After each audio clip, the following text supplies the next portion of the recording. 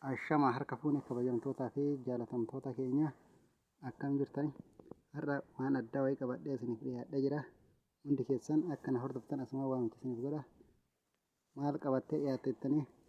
Eeguun keessan garuu hin oolu. Wanni an qabadhee dhiyaadhe akkaataa bilaastorii yookaan googilii ittiin banattan isinitti argisiisuu fi namni hedduun garuu barsiisee illee jira kan hin beeknee fi barumsa kan beekuuf immoo inuu beekaayyuu idaasaa ta'aaf waan ta'eef akkasitti akka hordoftanii laayik sabskiraayib gootan yuutuubii kan koo asumaa waamicha isiniif dabarsaa. Ani Saadam Kadirii.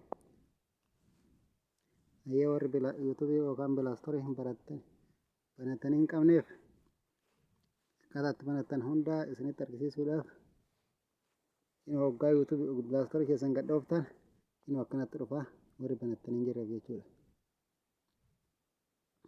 Yoo inni akkanatti dhufeef xiqqoo shabakaan lafaadha. Akkana isin fida jechuudha. Email all port jedha. Deebi'ee kanatti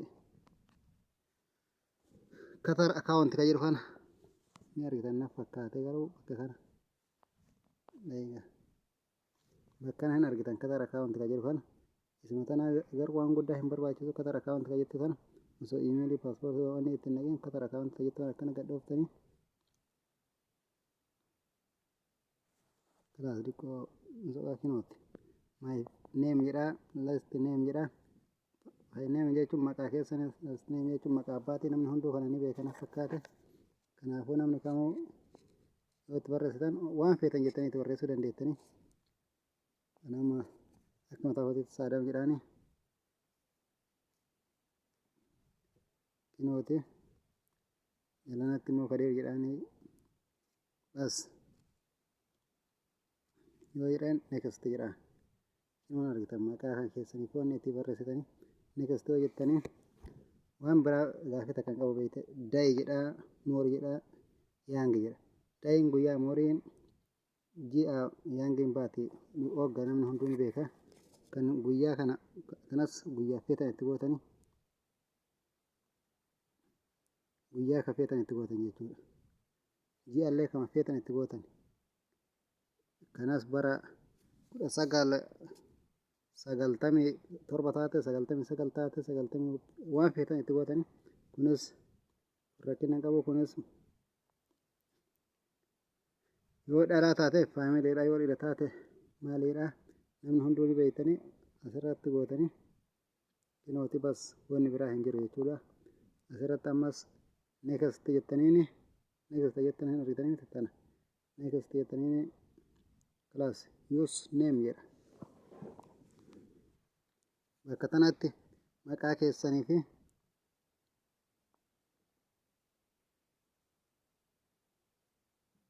da'iiqa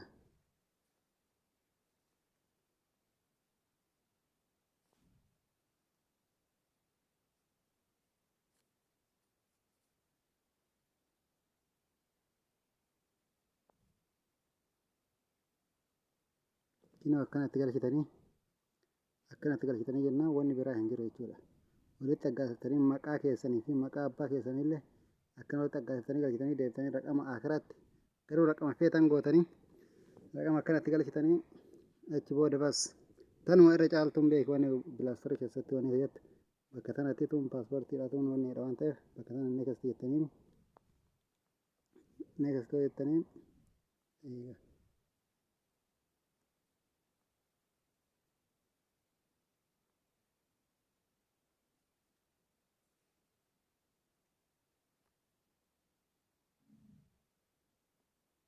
xiqqoo shabakatu laafaadha irraa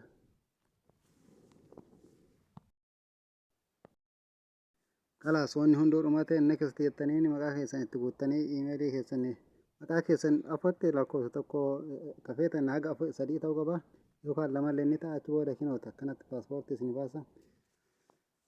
Paaspoortii keessan lakkoofsa tokko qubee dubbifamaa taatee kafeetti haa taatu dubbachii inni taatee keessaa gootanii achi booda lakkoofsa kaan immoo paaspoortii kafeetan itti gootanii kinootaan amma itti godhaa jira jechuudha. Namni hunduun argitan jira akkanatti itti gootanii kalaas garuu maqaa keessanillee itti barreessitanii lakkoofsa afotti haga 3 yookaan 2 illee godhuu dandeettanii kun rakkina hin qabu. akkana gootanii garuu awwaala ka'umsa raqamarraa ka'uu qaba qubeerraa ka'uu qaba malee achi booda inni kasteettanii inni kastee jennaan kinooti bakka raqamaa isin fide raqama bakka alaabaa jirtaniitii fi bakka biyya jirtanii irra deebistanii koodii itti galchitanii amma itti galchee isin argisiisa.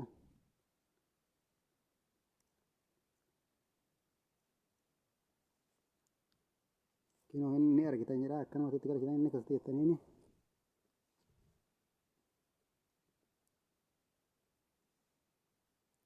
kinooti koodii isin gaafata kinoo koodii fidee jira. San yoo shari'aa keessa qabattaniif achi booda mataa qonni biraa hin jiru wal harkiftaniiti asirra gad dhooftan jechuudha. Kanarra yoo gad dhooftan kalaasonni biraa hin jiru isinii bayaaf yoo immoo iimeelii keessan hin barbaanne jechuudha bakka tana dhooftanii tana gad dhoofnaan wanni biraa hin jiru jechuudha. Lachuu yoo gad dhooftan rakkina hin qabu bas asirratti amma wanni takka hin jiru raqamni keessanis iimeelii illee hin jiru. Asuma gad dhooftanii bakka sana gad dhooftanii paaspoortii keessanis inni kasteeyyetan gad dhooftanii anama waan banuu hin barbaanne waan duraan qabuufi isii gad dhabuu hin barbaanne namni kamuu paaspoortii keessanis osoo hin barbaadin paaspoortii keessanillee osoo namni tokko hin beekin iimeelii keessanis osoo namni tokko hin beekin banattanii itti fayyadamuu ni dandeettanii nama kadhatuu irra ofii baratee namni tokko itti fayyadamee waa hunda gisee kamuu banatuun barbaachisaadha waan ta'eef hordoftoonni kan koo hunduu akka irraa baratan abdii guutuu qabaa. Warroonni viidiyoo kana daawwattan hundi keessan akka sabiskiraayib gootanii laayik gootan asumaan waamicha kan koo isiniif dabarsa. Galatooma Oromoo.